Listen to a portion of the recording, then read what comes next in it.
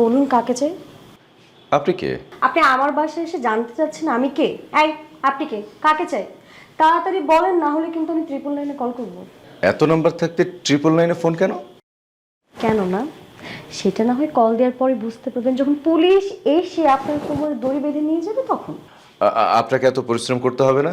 আচ্ছা, এটা কি আবির আঙ্কেলের বাসা? জি, আগেও ছিল এখনো আছে। আঙ্কেল কি বাসায় আছেন? সেটা আমি আপনাকে কেন বলবো? ওনাকে খুব দরকার ছিল। আপনার দরকার হলে আপনি কল করে জেনে নিন। আঙ্কেলের ফোনে এত বেশি এঙ্গেজ, ওনাকে ফোনেই পাচ্ছি না। কি রে, কার সাথে কথা বলিস?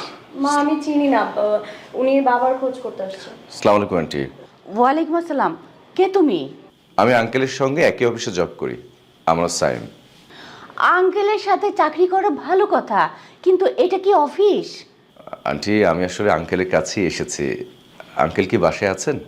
না, তিনি এখনো বাসায় ফিরেননি। উনি অফিস থেকে তো দুপুরে বেরিয়েছেন, বললেন বাসায় যাবেন। এখনো বাসায় আসেননি? দুপুরে বের হয়েছে? জি।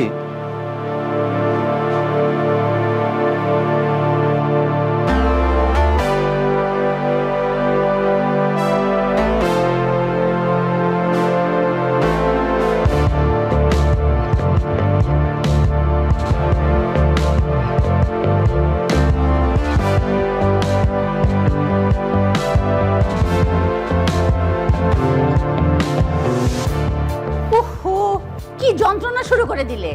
তোমার জ্বালায় কি আমি একটু ঘুমাতে পারবো না নাকি? ও, তোমার জন্য আমি এখন যন্ত্রণা হয়ে গেলাম না? যন্ত্রণাই তো।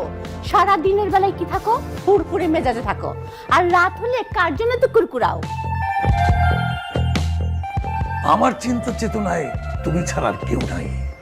তলে তলে কোথায় কি করছো সেটা কিন্তু বের হয়ে যাবে। আজ সারাদিন কোথায় ছিলে?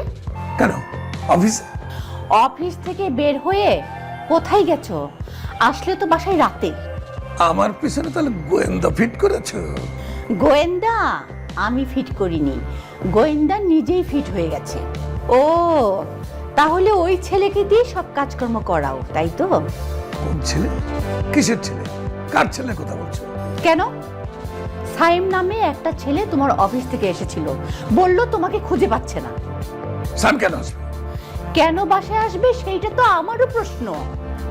হা, তুমি জানো না, খুব ভালো ছেলে, তুমি খুব ভয় পেও না।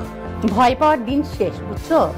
মোবাইল পাওয়ার পর থেকে তুমি যা শুরু করেছো, আমি বুঝতে পারছি না আমি কাকে ভয় পাবো। আমি কি তোমাকে ভয় পাবো, নাকি ওই ছেলেকে ভয় পাবো, নাকি তোমার ওই মোবাইলটাকে ভয় পাবো?